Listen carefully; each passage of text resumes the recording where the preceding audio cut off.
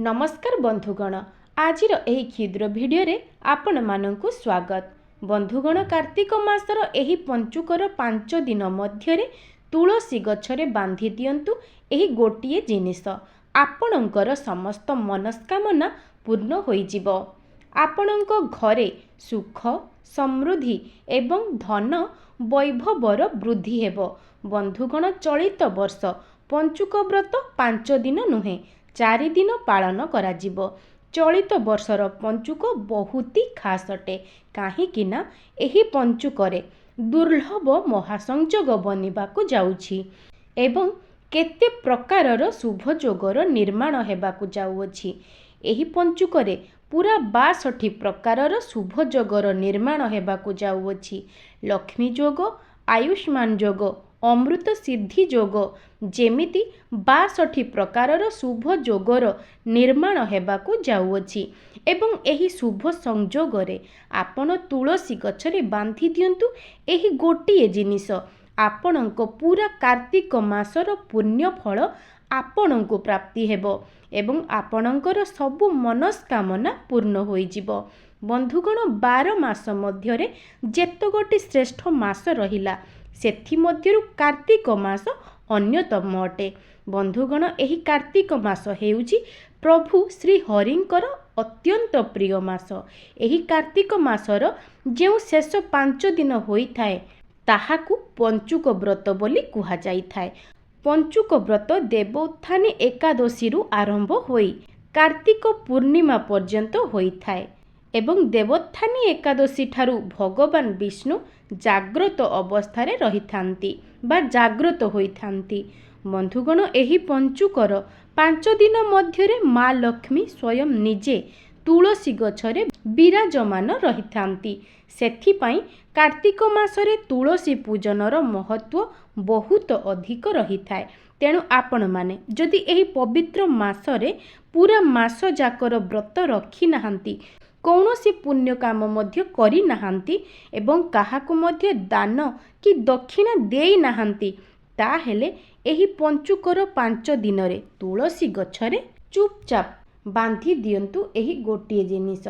पूरा मासर पुण्यर फल आपणकु प्राप्ति हेबो। एहा सहित भगवान विष्णु एवं माँ लक्ष्मीकर कृपा मध्य आपणकु प्राप्ति हेबो। तेबे चालंतु जानिबा एही कार्तिक मासर पंचुकरे तुलसी गछरे केउ जिनिस बांधी दबा द्वारा पूरा वर्षर पुण्यर फल आपणकु प्राप्ति होई थाए। आपणकर समस्त मनस्कामना पूर्ण होई थाए एवं तुलसी को छुई केउ मंत्र को जप करिबा द्वारा आपणक घरे सुख समृद्धि एवं धन वैभवर वृद्धि होई थाए। एहा पूर्वरु श्रद्धा और भक्तिर सह जय माँ लक्ष्मी निश्चय लिखि दियंतु। जदि आपण माने ए पर्यंत भिडियोटी को लाइक करि नाहांती, भिडियोटी को लाइक करी चैनलटी को सब्सक्राइब करि दियंतु। बंधुगण, जदि आपण माने बहुत बड़ बड़ पूजा पाठ करि नेबा परे भी आपणकर सेही मनस्कामना गुड़िक पूरण हेउ नाही, तेबे आपण मानकर फायदा निमंते भिडियोटी को स्किप न करी शेष पर्यंत निश्चय देखंतु। जदि आपण माने भिडियोटी को स्किप करि देबे तेबे निजस्व जीवन रे उन्नति पाई बहुत गुड़िए कथा को आपण माने हराई देबे एवं आपण माने एही उपायटी को भल भाबरे बुझी पारिबे नाही। तेणु आपण मानकु अनुरोध करूछि भिडियोटी को शेष पर्यंत थरे मात्र निश्चय देखंतु। बंधुगण, आमर हिंदू धर्म रे तुलसी पूजनर विशेष महत्व कुहा जाइछि, कारण तुलसी गछ को माँ लक्ष्मीकर प्रतीक बोली माना जाई थाए। एमिति कुहा जाए कि जेउ घरे प्रत्येक दिन तुलसी गछर पूजा करा जाए, आज्ञा सेही घरे केबे भी दरिद्रता गरीब एवं दुर्भाग्य आसी न थाए। एही पवित्र पंचुकरे केवल एही जिनिसटी बांधी देबा द्वारा ता सहित एही मंत्र को उच्चारण करिबा द्वारा आपणकु माँ लक्ष्मीकर कृपा प्राप्ति होई थाए एवं सेही घरे सर्वदा माँ लक्ष्मीकर वास होई थाए। ता सहित प्रत्येक दिन तुलसी गछर पूजा कले मोक्षर प्राप्ति मध्य होई थाए एवं समस्त पापर नाश होई थाए। କୁହାଯାଏ କି ଏହି ପବିତ୍ର ପଞ୍ଚୁକରେ ଯେଉଁ ଘରେ ତୁଳସୀ ଗଛ ଲଗାଯାଏ ତ ମା ଲକ୍ଷ୍ମୀ ତାଙ୍କର 2 ହାତରେ କୃପା ବର୍ଷା କରିଥାନ୍ତି ଏବଂ କୁବେର ମହାରାଜ ମଧ୍ୟ ଆପଣଙ୍କୁ ଧନ ପ୍ରଦାନ କରିଥାନ୍ତି। ସେଠାରେ ସମସ୍ତ ଦେବାଦେବୀଙ୍କର ନିବାସ ହୋଇଥାଏ। ପଞ୍ଚୁକରେ ତୁଳସୀ ଗଛକୁ ପୂଜା କରିବା ଦ୍ୱାରା ଧନ ସମ୍ପତ୍ତି ସୁଖ ବୈଭବ ଏବଂ ସମୃଦ୍ଧିର ପ୍ରାପ୍ତି ହୋଇଥାଏ। ମା ଲକ୍ଷ୍ମୀ ସର୍ବଦା ଆପଣଙ୍କ ଉପରେ ପ୍ରସନ୍ନ ରହିଥାନ୍ତି। ପଦ୍ମ ପୁରାଣ ଅନୁସାରେ ପଞ୍ଚୁକରେ ଯଦି ତୁଳସୀ ଗଛ ଲଗାଯାଏ ତ ସୁଖ ସମୃଦ୍ଧିର କମି ହୋଇନଥାଏ। ତୁଳସୀ ଗଛରେ ବ୍ରହ୍ମା ବିଷ୍ଣୁ ଏବଂ ଶଙ୍କର ଭଗବାନ ଏହି ତ୍ରିଦେବଙ୍କର ବାସ ମାନାଯାଇଥାଏ। ପଞ୍ଚୁକରେ ତୁଳସୀ ପୂଜା କରିବା ଦ୍ୱାରା ମହାପାପ ନଷ୍ଟ ହୋଇଯାଇଥାଏ। ଯେମିତି ସୂର୍ଯ୍ୟ ଉଦୟ ପରେ ଅନ୍ଧକାର ନଷ୍ଟ ହୋଇଯାଇଥାଏ ଏବଂ ଆପଣଙ୍କର ସମସ୍ତ ଗ୍ରହ ପୀଡ଼ା ମଧ୍ୟ ଦୂର ହୋଇଯାଇଥାଏ। ବନ୍ଧୁଗଣ, ତୁଳସୀ ତ ସମସ୍ତେ ଲଗେଇଥାନ୍ତି, କିନ୍ତୁ ଏହି କଥା ବହୁତ କମ୍ ଲୋକ ଜାଣନ୍ତି କି ତୁଳସୀ ଗଛ ତଳେ ପଞ୍ଚୁକରେ ବାନ୍ଧି ଦେବା ଦ୍ୱାରା ଏହି ଗୋଟିଏ ଜିନିଷ ମା ତୁଳସୀଙ୍କ ଠାରୁ ସର୍ବଦା ଆଶୀର୍ବାଦ ମିଳିଥାଏ। ତା ସହିତ ମା ଲକ୍ଷ୍ମୀ ମଧ୍ୟ ଆକର୍ଷିତ ହୋଇଥାନ୍ତି। ଘରକୁ କଷ୍ଟ ଆସିନଥାଏ। ବନ୍ଧୁଗଣ, ତୁଳସୀ ଗଛ ଯଦି ଆପଣଙ୍କ ଘରେ ଲାଗିଛି ତେବେ ଏହା ଆପଣଙ୍କ ପରିବାର ପାଇଁ ବହୁତ ଲାଭକାରୀ ଅଟେ। ତୁଳସୀ ଗଛରେ ଦେବୀ ଲକ୍ଷ୍ମୀଙ୍କର ନିବାସ ବୋଲି ମାନାଯାଏ। ନିୟମିତ ଭାବେ ତୁଳସୀ ଗଛର ପୂଜା କରିଲେ ଲାଭ ଅବଶ୍ୟ ମିଳିଥାଏ। ବେଦ ପୁରାଣରେ ଏହା ବିଷୟରେ ବିସ୍ତାରରେ କୁହାଯାଇଛି, କିନ୍ତୁ ଏହା ସହିତ ତୁଳସୀ ଗଛ ତଳେ ଏହି ଜିନିଷ ବାନ୍ଧିଲେ ତା ସହିତ ଏହି ଉପାୟକୁ କରିଲେ ମା ତୁଳସୀଙ୍କର ଆଶୀର୍ବାଦ ମିଳିଥାଏ। ଆପଣଙ୍କୁ ସମସ୍ତ ଖୁସି ମିଳିଥାଏ। ବନ୍ଧୁଗଣ, କେବଳ ଆମ ଭାରତରେ ନୁହେଁ ବରଂ ଦୁନିଆର ଅନେକ ସ୍ଥାନରେ ତୁଳସୀକୁ ପବିତ୍ର ଦୃଷ୍ଟିରେ ଦେଖାଯାଇଥାଏ। ଅନେକ ଔଷଧୀୟ ଗୁଣରେ ଭରି ରହିଥାଏ। ତୁଳସୀ ଅନେକ ଧାର୍ମିକ ଅନୁଷ୍ଠାନ ଏବଂ ତାନ୍ତ୍ରିକ ପ୍ରୟୋଗରେ ଏହାର ଉପଯୋଗ କରାଯାଏ। ପୁରାଣରେ ତୁଳସୀଙ୍କୁ ଭଗବାନ ବିଷ୍ଣୁଙ୍କ ପତ୍ନୀ ହେବାର ଗୌରବ ମିଳିଅଛି। ଏହି କାରଣରୁ ତୁଳସୀ ଜଗତ ଜନନୀ ଅଟନ୍ତି। ତୁଳସୀଙ୍କୁ ଅମୃତର ପ୍ରତିରୂପ ମଧ୍ୟ କୁହାଯାଏ। ଯେଉଁ ସ୍ଥାନରେ ତୁଳସୀ ଗଛ ଲାଗିଥାଏ ସେହି ସ୍ଥାନରେ ବ୍ରହ୍ମା ବିଷ୍ଣୁ ଏବଂ ଶଙ୍କର ଏହି ତ୍ରିଦେବଙ୍କର ବାସ ହୋଇଥାଏ। ତେଣୁ ସବୁ ହିନ୍ଦୁ ଘରେ ତୁଳସୀ ଗଛ ରହିବା ଜରୁରୀ ଅଟେ।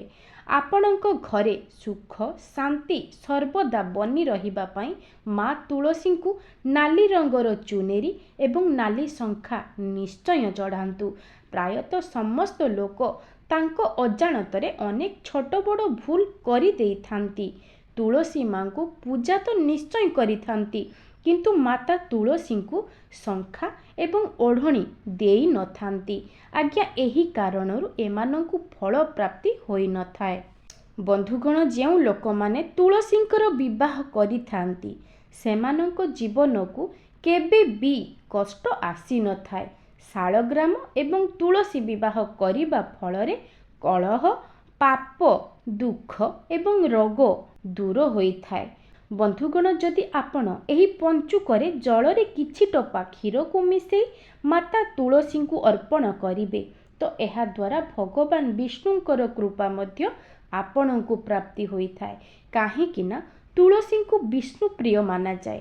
ସେଥିପାଇଁ ତୁଳସୀରେ କ୍ଷୀର ଚଢ଼ାଇବାର ମାନେ ହେଲା ଭଗବାନ ବିଷ୍ଣୁଙ୍କୁ କ୍ଷୀର ଅର୍ପଣ କରିବା।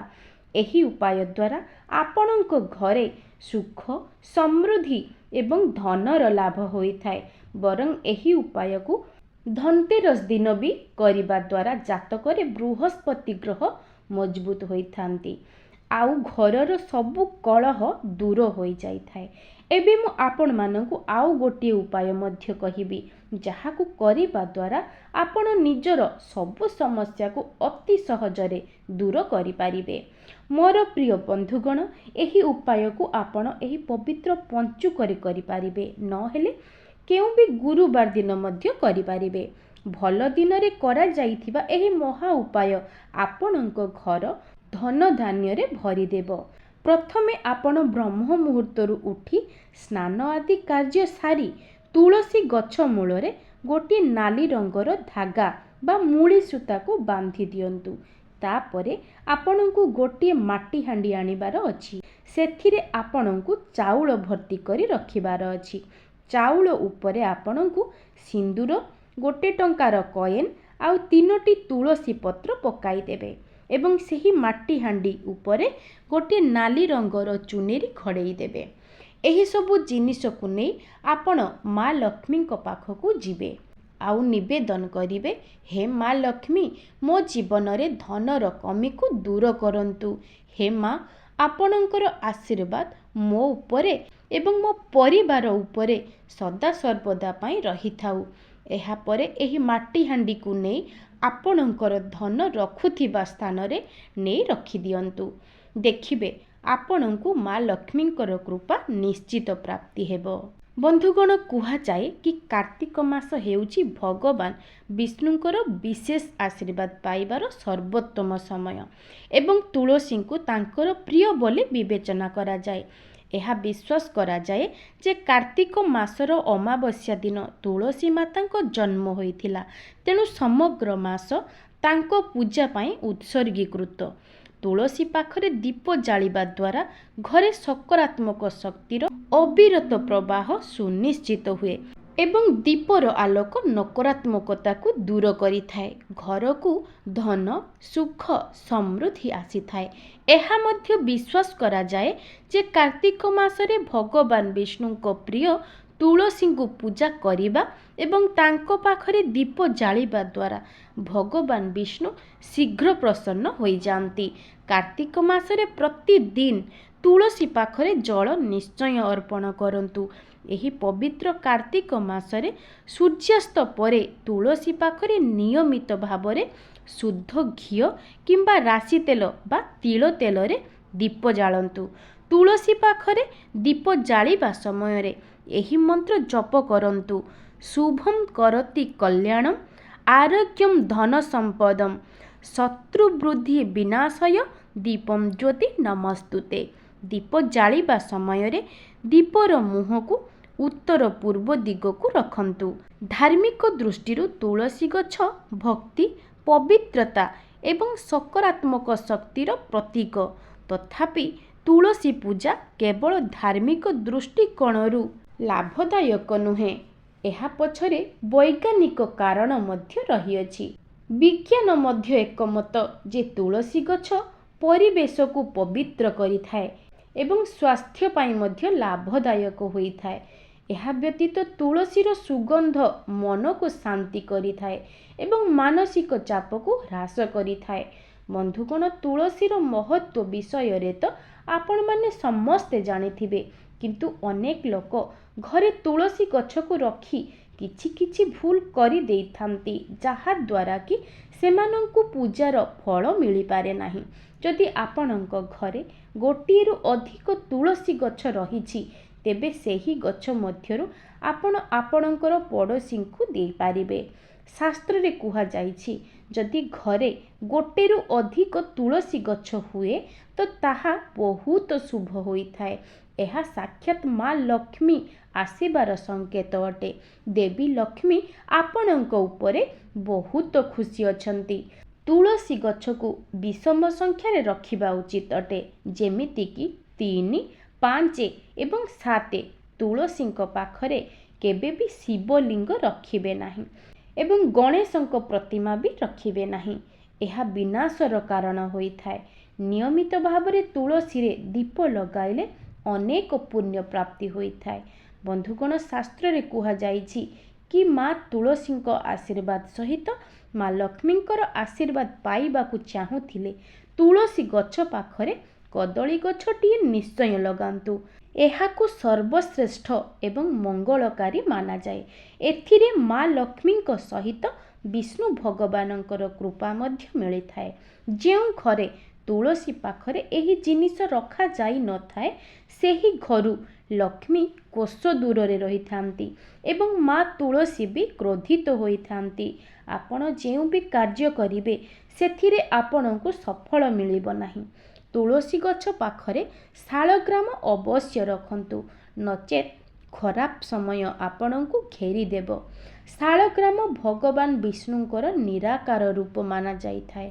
ଯେଉଁ ଘରେ ତୁଳସୀ ପାଖରେ ଶାଳଗ୍ରାମକୁ ରଖାଯାଇଥାଏ ଏଥିରେ ମା ଲକ୍ଷ୍ମୀଙ୍କ ସହିତ ଭଗବାନ ବିଷ୍ଣୁଙ୍କର କୃପା ମଧ୍ୟ ପ୍ରାପ୍ତି ହୋଇଥାଏ। ବନ୍ଧୁଗଣ, ପଞ୍ଚୁକରେ ଏହି ଜିନିଷକୁ ବାନ୍ଧିବା ପରେ ଏବଂ ତୁଳସୀ ଗଛକୁ ପୂଜା କରିସାରିବା ପରେ ତୁଳସୀ ଗଛ ମୂଳରେ ବସି ଏହି ଖାସ୍ ମନ୍ତ୍ରକୁ ନିଶ୍ଚୟ ଜପ କରନ୍ତୁ। ମନ୍ତ୍ରଟି ହେଉଛି ମହାପ୍ରସାଦ ଜନନୀ ସର୍ବ ସୌଭାଗ୍ୟବର୍ଦ୍ଧିନୀ ଆଦି ବ୍ୟାଧି ଜରାମୁକ୍ତ ତୁଳସୀ ତ୍ୱଂ ନମସ୍ତୁତେ। ଏହି ମନ୍ତ୍ରକୁ ଆପଣ 3 ଥର ଜପ କରନ୍ତୁ। ଦେଖିବେ ଏହି ମନ୍ତ୍ରକୁ ଜପ କରିସାରିବା ପରେ ଆପଣଙ୍କର ସମସ୍ତ ମନସ୍କାମନା ଅବଶ୍ୟ ପୂରଣ ହୋଇଯିବ। ଆପଣଙ୍କୁ ମା ଲକ୍ଷ୍ମୀଙ୍କର ଆଶୀର୍ବାଦ ପ୍ରାପ୍ତି ହେବ। ଆପଣଙ୍କର ସମସ୍ତ ଗ୍ରହ ପୀଡ଼ା ମଧ୍ୟ ଦୂର ହୋଇଯିବ। ବ୍ୟାପାର ବାଣିଜ୍ୟ ଚାକିରି କ୍ଷେତ୍ରରେ ଆପଣଙ୍କୁ ଲାଭ ପ୍ରାପ୍ତି ହେବ। ବୈବାହିକ ଜୀବନ ପ୍ରେମ ଜୀବନରେ ମଧ୍ୟ ସୁଖ ଫେରିଆସିବ। ଏବେ ବନ୍ଧୁଗଣ, ଆପଣମାନଙ୍କୁ ଯଦି ଏହି ଭିଡ଼ିଓଟି ଭଲ ଲାଗିଥାଏ ତାହେଲେ ଏହି ଭିଡ଼ିଓଟିକୁ ଲାଇକ୍ କରି କମେଣ୍ଟ ବକ୍ସରେ ଜୟ ମା ଲକ୍ଷ୍ମୀ ଅବଶ୍ୟ ଲେଖିଦିଅନ୍ତୁ। ଆଜି ପାଇଁ ରହୁଛି, ନମସ୍କାର।